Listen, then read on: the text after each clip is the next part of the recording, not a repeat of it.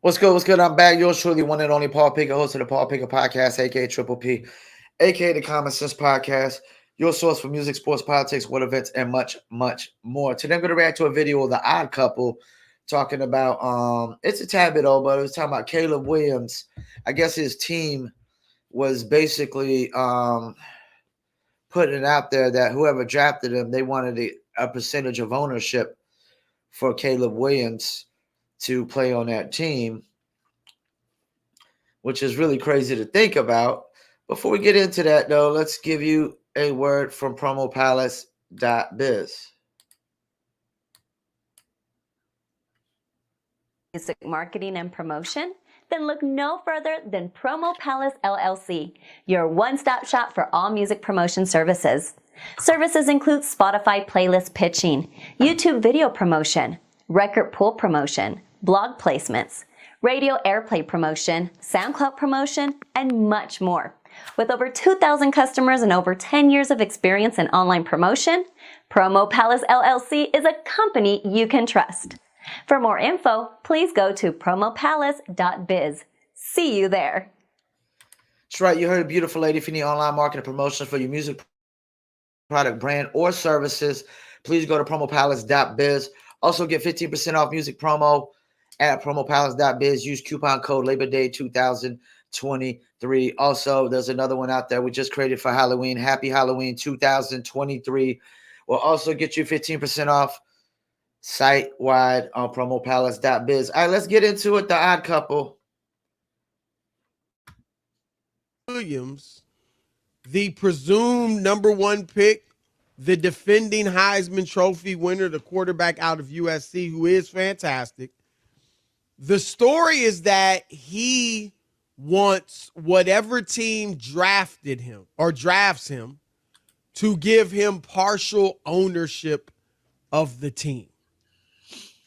Now, Aaron Rodgers, according to a source for PFT, Rob, Pro Football Talk, he attempted the same thing when he went to the Jets this summer. He was, wanted to get some ownership. Let me stop before Chris Broussard finishes. Okay, but Aaron Rodgers is probably only going to play about 2 to 4 more years. So that makes sense for somebody like him to try to get ownership in a team because he's pretty much going to be on his way out soon, And even though he's going to come back, he got hurt. He's going to probably he might come back this year from the injury, which is really, really amazing when you think about it. But yeah, Aaron Rodgers has also won a Super Bowl. He's, I think, 3 or 4 time MVP. Like, it's crazy to me that these cats that haven't won nothing yet in the pros be wanting to get the bag.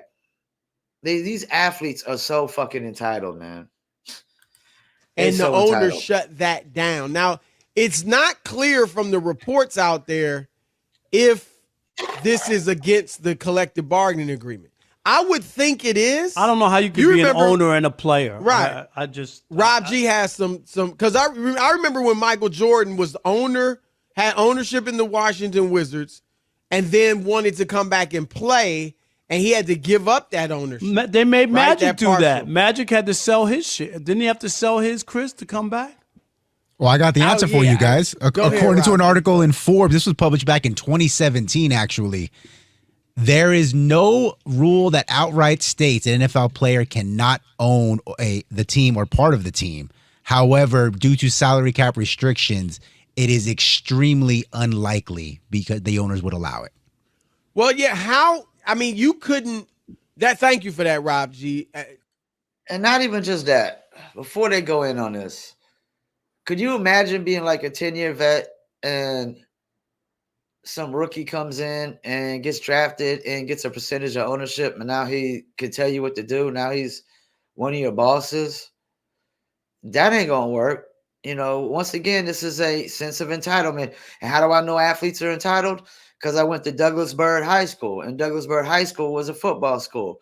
And you had dudes that automatically got slots on the basketball team, couldn't play basketball worth a lick, but got it because they were part of the football team.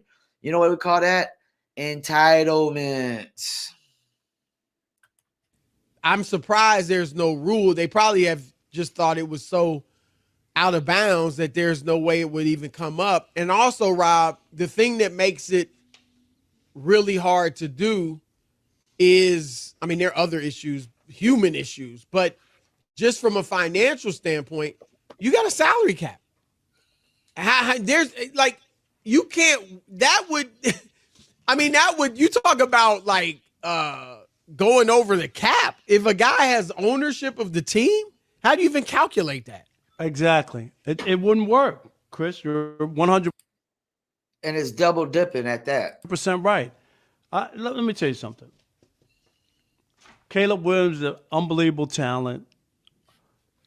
I think he'll be the first pick. God forbid something happens. But other than if he just plays and does what he has done, Chris, he'll be the first pick. And you can shoot for pie in the sky, ask for whatever you want. It's negotiations. I just don't see it. But the stories that keep coming out are the ones that I just start to scratch my head. Like, well, I'm not going to go in the draft. I'm going to go to wherever I want to go. I'm not going to. I want ownership in this. And next will be like Lincoln Riley has to be the coach, and that's the only way I'm going to go to that. Like. For all the talent, Chris, when I start to hear all that, I don't know if I'm an owner, if I want to get involved in a guy who's that much into everything. Like, nah, look, that's an understandable statement. That's it. Like you could add whatever you want, but I'm talking about me personally as an owner. I want you to play. I'm the owner. You know what I mean? We have a GM, just like players trying to dictate everything. I can't. You can't operate like that. And all of these stories, I'm assuming. And how you going to try to dictate anything before you've even dictated anything? You ain't even played the game and dictated. You know, this is why I have so much respect for Pat Mahomes right now. I mean, if anybody should be getting ownership percentage in a team, it should be Patrick Mahomes. I mean, and if Tom Brady didn't get it in New England, what are we talking about here, man? I mean, they're true, Chris, but they would bother me a little bit that this is going to be more than just drafting a franchise quarterback, developing him, and trying to win a Super Bowl. That there will be, because if you allow any of this prior to him getting there, you have opened up such a can of worms. There's no turning back. There's just no turning back. My first rap album, 2002, no turning back. My whole theme of life. Yeah, once you open up these rabbit holes and these can of worms, there's no covering them up and there's no closing them. They're open. Well, let me say a few things. I think that's well said. I agree with pretty much everything you said, Rob. A few things. Number one, and Caleb Williams is great. I would take him number one. But for what it's worth, Rob, the mid-season All-American team, now this is ESPN, so it's just, their opinion. But they picked the mid-season All-America team today. Caleb Williams was not only not the quarterback, he wasn't the second quarterback. Well, the starter was Michael Penix Jr. of Washington, who's having a great season. Having a great year. Yeah, I'm not going to say he's better than Caleb, but he's having a great year. And Jaden Daniels from LSU was the second quarterback. Well, he's also, this is right ahead, whenever they did the selection, Chris, was right ahead the terrible game, his worst college game against Notre Dame. Probably coming off is my guess. Yeah. Coming off it must have been. Three interceptions in the first half. He hasn't been great the last 2 weeks or last 2 games. He had only one touchdown. He wasn't as bad, but he had only one touchdown in the previous game and no picks. But like you said, he had 3 against Notre Dame. And Arizona, he had the one touchdown, but only 219 yards passing. And then, so that's one thing, Rob. And we've said it. As much as you like him, as good as he looks, there's no sure thing at quarterback in the NFL. It just isn't. We've seen too many guys that people thought was the sure thing that were drafted first. Yeah, I mean, that's the thing about being a great college player, it doesn't always translate to the pros. I mean, like, let's go into basketball, for example. Freaking Duke's Christian Leitner and my Tar Heels, Tyler Hansborough, had two of the greatest college careers ever. Forever, forever, ever. I mean, ever. Tyler Hansborough was first team All-American every single year, 4 years straight. What did his pro career amount to? Not much. What did Christian Leitner's? Jimmer Fredette. There's a lot of cats that ball out in college. There's dudes that balled out in college. Charlie Ward balled the fuck out in college and didn't even get an opportunity to go pro. You know, like, college is one thing. And Cam Newton, now, he balled out in college and balled out in the pros up till we went to the Super Bowl. And after that, he kind of fell off. And I think part of it was mental. But we've also haven't proved that a dominant running quarterback can win the Super Bowl. And that was the best shot right there, because the defense that year did everything they could to keep Carolina in that game against Denver. And Cam Newton just couldn't get him over the mountaintop, man. But yeah, there's no sure thing. There's no guarantees when these cats go to the pros. And that's the thing. Everybody that watches sports that has common sense and common knowledge knows that quarterback is the hardest single position in all of sports. It's the hardest, it's the toughest position of all of sports. You know, I mean, that's why there's so many cats come in and there's so many flops. Because being a NFL quarterback is the most elite single position in all of team sports. It really is. Drafted second or drafted third that never, ever panned out.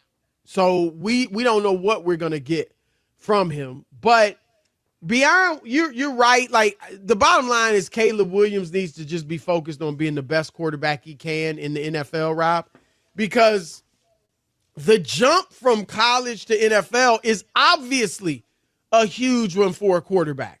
Obviously. And so you just need to be focused on that. And as an owner, right, let's just play with it. What? So you get to choose the coach? So you get to choose the coaching staff? So you get to choose the G? Really? You get to do the roster? I mean, that doesn't even make sense. A rookie. We're not talking about a second-year player, a third-year player, fourth, fifth, or 10-year vet. We're talking about a rookie gets to choose. You know, because that's the thing. When you got part ownership, you got say in how things go. Not full autonomy, but you got some say. That makes no sense. We've talked about this before when they were talking about players being involved and about drafting players, Chris. And I was like, you scouted them? Right. Like you really scouted them, and you know what? Dude, I don't care if you watched their highlights on ESPN. Have you scouted these people? Right. That you're talking about, you want them to draft and all this stuff. I'm sorry. It's not possible. People do it for a living. That's what they do for a living, Chris, not as a hobby. And they get it wrong all the time, and they do it for a living. So, I mean, if you think you're just going to, hey, you know what? I watched his highlights. Draft him. That's like, you know, Shaq wanted Penny Hardaway drafted when he seen him play filming the movie. But I still say that they should have went with Chris Webber. They should have went with Chris Webber. Chris Webber and Shaq. Oh my gosh, I would love to see that. That would have been so freaking dominant. It's their livelihoods. In football, it would be impossible. Basketball, I guess, because you got only 12 to 15 players. Not even in basketball. You know why? Because the scouts get it wrong all the time, and they're professionals. It's their job. That's the thing.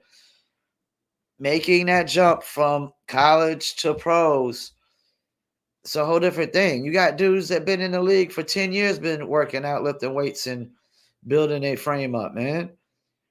I mean, like, you a rookie, you're going to come in and you're just going to bully a 6'9", 265 LeBron in his prime? No. Might be possible. Might. But football, it literally would be impossible for a player to know enough about everybody else in the draft to lead the draft. Now, you hire people to do, but the bottom line is no player should have that much power. And to be honest, Rob, it puts the player in a bad position. How in the world are you going to? Yeah, because if you tell us who to draft and the players you drafted don't pan out, then who the fuck do we blame? You. To like be in that locker room and you're going to be in charge of cutting guys? You're going to be in like it just there's no way it could work. You have a bad day with the coach, if Chris. We're fantasizing, it could only be like you would have to be like you'd have to be beyond the greatest player ever, Rob. You would have to be like Superman darn near. Because if you're not, like I said, okay, we ain't even give Tom Brady ownership. We ain't give Patrick Mahomes ownership. Joe Montana didn't get it. I mean, am I missing somebody here? Did my man for the Cowboys, Troy Aikman, did he get ownership while he was playing? I mean, am I missing something? I'm missing something, right?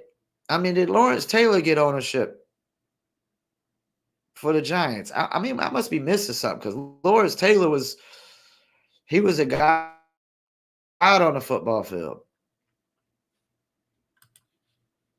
If you're human and you have bad games here and there like everybody else, even no matter how good they are, you can't, you know what I mean? They can't be the owner and have guys look at you the right way. And then here's the other thing, okay? That's a You're the coach, and one of the players, Chris, you're yelling at him or whatever. He's a part owner. Oh, well, dude, what are you talking about? I own this team. I own a percentage of this team. Don't talk to me like that. I'll fire you. I'll go up to the other guys and get you fired. You know, right? What kind of authority would a head coach have with a guy like that has that trump card in his back pocket? It's just those are the bad things that would not make it feasible. Would be terrible, Rob. Team morale would be terrible. Or there'd be guys coming up to you, yo, man. You know, I want that. I guess not max deal. That's the NBA. But you know, I want that big contract next year, my man. You know, what if you boys with him? How you gonna have great friends on the team? You know what I mean? Like, I mean, it just. Or you have an issue that you don't get. Say he doesn't get the deal, Chris, that he wants. Right. He like, yo, I thought you were my boy. What? Right. What? You can't talk to those players dudes. are mad at you. They're not mad at the front office. They're mad at you. Like, it's just impossible. As we flesh it out, you see how much nonsense it is. And they're not, it's nonsense. It's impossible. It doesn't make sense. But what they're really not saying is the sense of entitlement. It's a sense of entitlement. It's just some entitled bullshit, man. That's what it is. And Rob, look, I don't know if this is Caleb. This could be his dad. Carl, he did speak to GQ, and that's the article in which he said, that they might, if they don't like the situation coming out of college with the NIL, they can easily stay, and make millions and wait till the next year. And I don't know his dad from Adam. I knew LeVar Ball, or know him. I haven't talked to him in a while, but when he was really hot and all out there, and that was LeVar. Now his sons, it seems like they had a really good relationship. I was around all of them together. So I hope their relationship is still great. And he obviously has gone into the background now, which is good. But Rob, that was him. You may have met the guys, Lonzo, LaMelo. They were good kids. And it was their dad doing all the sneaker brand and all the talking. Oh, he's better than Steph. Oh, he could beat. Who did he say he could beat one-on-one? Jordan. Like just crazy stuff. Yeah. That was the dad. So I'm not going to put this necessarily on Caleb. This might, Rob, just be his dad. And that's why I said his team. Somebody from his team probably put this out there. But still, it's an overreach. It's an overreach. How about win something first? And if Patrick Mahomes ain't getting this option, what are we talking about here, man? Patrick Mahomes is top dog right now. As Nick Wright says, top of the Mahomes Mountain. Yeah, Caleb, just worry about trying to actually win because that's the thing, you get drafted to Bears, I'm not sure you're gonna win anything. I was an '85 Bears fan, you know, when I was like 6 years old. I mean, they freaking did the Super Bowl shuffle before they even won the Super Bowl. Was celebrating the shit. How can you not, like the '85 Bears? But they ain't been much since that. You know, they ain't had no legit quarterback. Jim McMahon was just a celebrity quarterback. That's all he was. He wasn't all that. The best quarterback they probably had was like what? Jay Cutler? Jay Cutler. I mean, Caleb Williams, yeah, he looks like the next Patrick Mahomes, but if Patrick Mahomes ain't getting a percentage of ownership, why the fuck should he think he should get one? And how about you win some games first? I mean, you come in as a rookie and win the fucking Super Bowl, then hey, yeah, get that motherfucker percentage. Especially if he gets drafted by the Panthers.